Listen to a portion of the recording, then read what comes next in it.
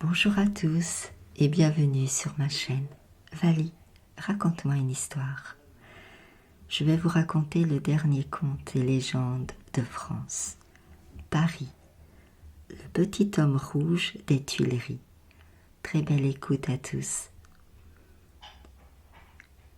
On attribue la gloire de Napoléon au génie militaire, à la vaillance, au magnétisme personnel, à une puissance de travail comme il n'est pas d'autre exemple, à la faculté qu'il avait de s'endormir à son gré, n'importe où, n'importe quand, et naturellement à la chance. Eh bien, il y avait autre chose.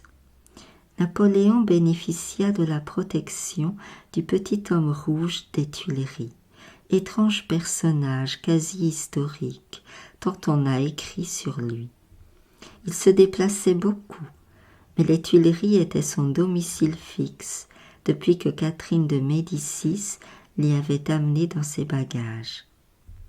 Les spécialistes de la question le rangent parmi les sauterets ou lutins, ces esprits familiers, serviables, mais volontiers farceurs. Ils vous cachent l'objet dont vous avez besoin pour vous le restituer là où vous ne l'auriez pas cherché. Vos lunettes, par exemple. Ah, qu'ils aiment donc s'amuser avec les lunettes. Ils jettent dans le plat qui mijote une poignée de sel de trop.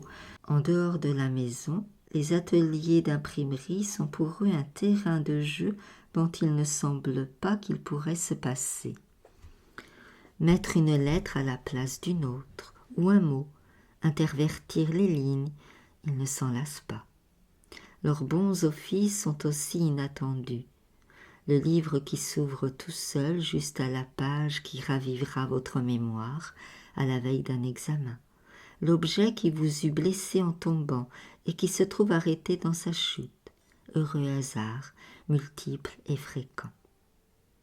Revenons-en au petit homme rouge, en particulier Dom Calmette, consciencieux et sévère historien du XVIIe siècle, qui lui a consacré de graves dissertations, le décrit, tout petit, si petit qu'il arrive à passer par le trou d'une serrure, vêtu de rouge sous un bonnet de même teinte, de la forme d'un bonnet phrygien. Symbole de la mascarade révolutionnaire, singulier couvre-chef pour un colocataire des rois, était-ce une manière d'avertissement? Il voyageait beaucoup, avons-nous dit, et il semblait goûter, de temps à autre, les charmes champêtres.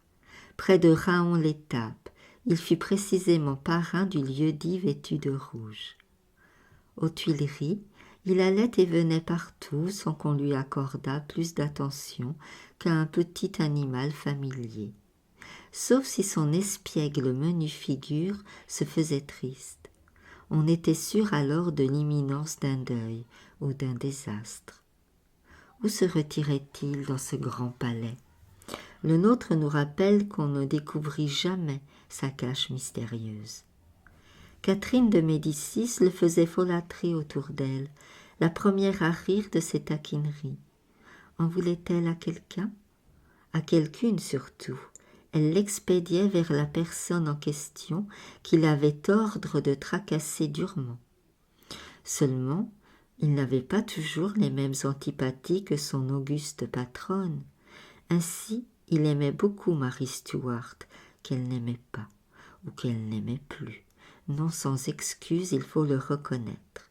Peu psychologue, l'impertinent lutin n'allait pas au-delà des choses, et le charme de notre reine temporaire a fait tourner d'autres têtes. Il vola pour elle. Mais le gentil lutin savait-il ce que c'était que voler? La petite veuve se préparait à regagner son Écosse. Selon la coutume, elle ne pouvait rien emporter des bijoux de la couronne, et dans ces mornes conjonctures, il est peu probable qu'elle en eût du regret.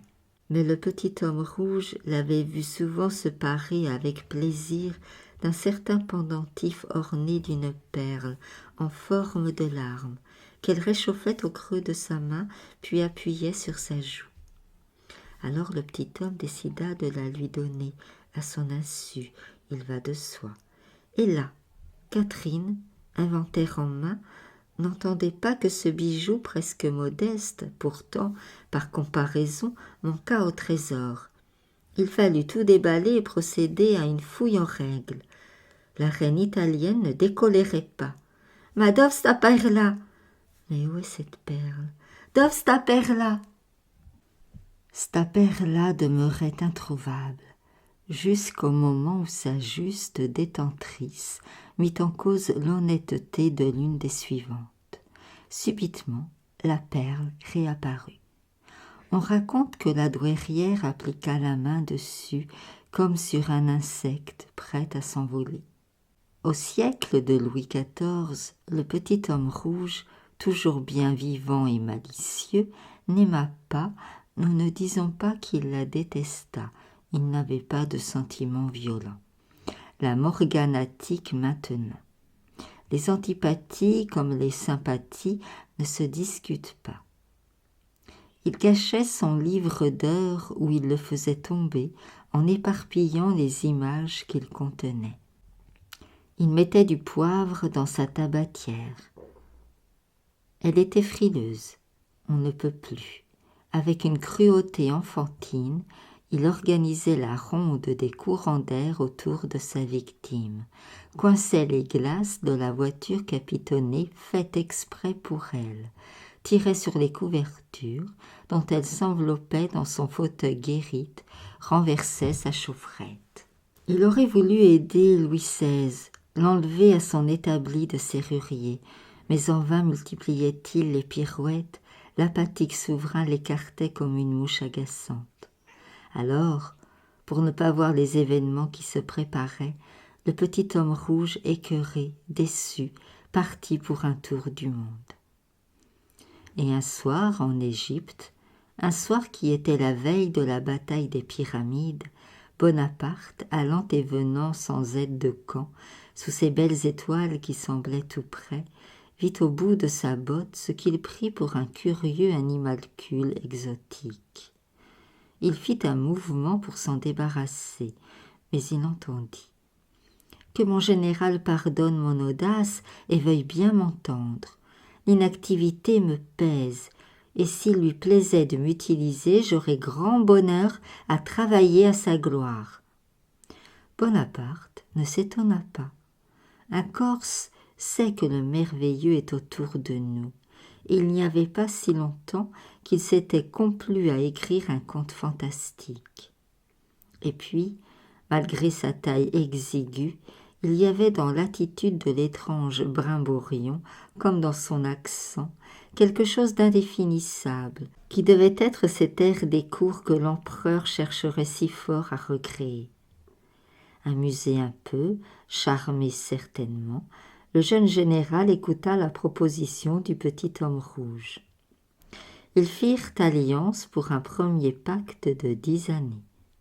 Reconnaissons qu'un agent secret quasi invisible et agile à se glisser partout représentait une précieuse acquisition.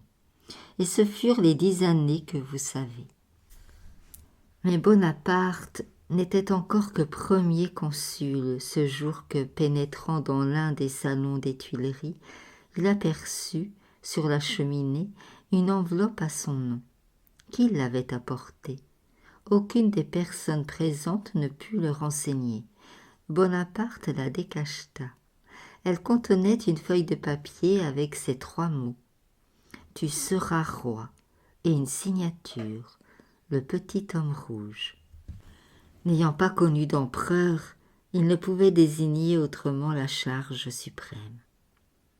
On s'étonnera qu'après avoir vécu dans l'intimité des souverains par droit de naissance, il eût offert ses services à l'usurpateur. Mais pourquoi n'aurait-il pas subi, comme les hommes, l'envoûtement napoléonien ? Outre que, par nature, un lutin est assez superficiel et de rancune légère. Selon les récits, Napoléon eut encore à se louer de ses conseils en 1805 à Strasbourg, puis à Vienne en 1809, où ils renouvelèrent leur pacte venu à expiration. Ils le renouvelèrent pour 5 ans seulement. Leur rapport s'était distendu. Cependant, à la Bibliothèque nationale, une estampe nous montre le petit homme rouge auprès du roi de Rome, nouveau-né. Mais le monumentor n'était pas toujours content des décisions de son impérial protégé, qu'il essaya de retenir au début de la marche sur Moscou. 1 ou 2 fois encore, avant Waterloo, il l'avertit de l'immense trahison de ceux-là même qui l'avaient le plus comblé. Alors, sans doute, avait-il cet air sombre qui jadis, en tant d'autres occasions, jetait l'alarme dans la maison des rois. Après ces dates, l'on n'entendit plus parler du petit homme rouge des Tuileries. Que devint-il? Comme tout être de l'espèce féerique, il pouvait vivre des siècles, mais sans échapper définitivement à la mort. Quand et comment celle-ci s'est-elle présentée pour lui? La ville de Strasbourg, où son souvenir est encore si vivant, revendique de lui avoir offert son dernier repos. Sa forme fluide se serait diluée sous la tour de la cathédrale, dans le souterrain des fondations remplies d'eau profonde. Je vous remercie pour votre écoute et je vous donne rendez-vous pour d'autres histoires, d'autres contes. À très vite.